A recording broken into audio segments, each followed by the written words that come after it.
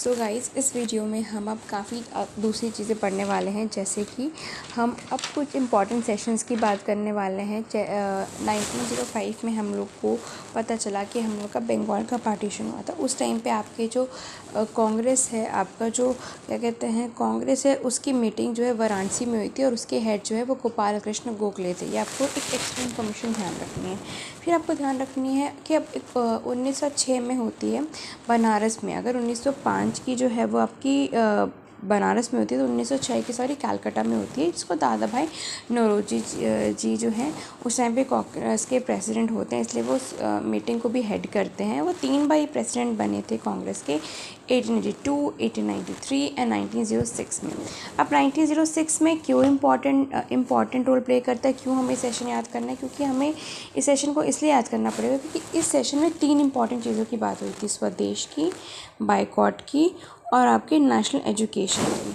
अब स्वदेश क्या है? हमने 1905 में स्वराज के बारे में पढ़ा और 1906 में हम स्वदेश के बारे में पढ़ेंगे। स्वदेश का जो पहला वर्ड है बेसिकली वो बाल गंगाधर तिलक जी ने इस वर्ड को क्या कहते हैं पहली बार यूज़ किया था, लेकिन इसके सपोर्ट में काफ़ी लोग थे, राइट। इस चीज़ का हमें ध्यान रखना पड़ेगा। इसको स्वराज को हम एक नेशनल डिमांड की तरह माना गया था कि भाई ये स्वराज हमारी नीड है और हमें सबको, हम पूरे भारतवासी को इसे चाहिए और हमें ये दी जाए, ठीक है। इसको एक नेशनल डिमांड की तरह दादा भाई नौरोजी जी ने रखा कांग्रेस के सेशन में, जो 1906 को हुई थी कलकत्ता में। लेकिन ये वर्ड जो है पहली बार यूज़ किया था बाल गंगाधर तिलक जी ने। अगर मैं दादा भाई नौरोजी जी की बात करती हूँ, तो दादा भाई नौरोजी जी जो है वो, उनको grand old man of India भी कहा जाता है। और वो 3 बार प्रेसिडेंट तो रहे थे ही हमारी कांग्रेस के, लेकिन उसके अलावा वो 1892 में पहले ऐसे बनते थे जो ब्रिटिश पार्लियामेंट में इलेक्ट भी हुए थे।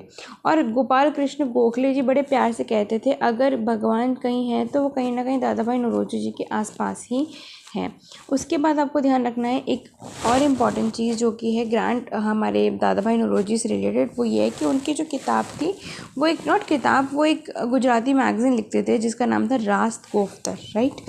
उसके बाद है 1906 की, हमने देख लिया। 1906 में आपका स्वराज आया था और 1900 आपका क्या कहते हैं 1905 में आपकी स्वदेश की बात आई थी। अब 1907 आपका एक सेशन हुआ था जो कि आपका सूरत में हुआ था, और उसको हम सूरत स्प्लिट के नाम से जानते हैं। क्यों? क्योंकि यहाँ पे आपके जो मॉडरेट्स और एक्सट्रीमिट्स हैं उन दोनों के बीच में स्प्लिट हो गया था। फिर हम देखेंगे वो कब जाके बाद में मिलेंगे, हम देखेंगे कि वो कैसे एक और सेशन में मिले थे, लेकिन 1907 में वो दोनों अलग अलग हो गए थे, आपके नरम दल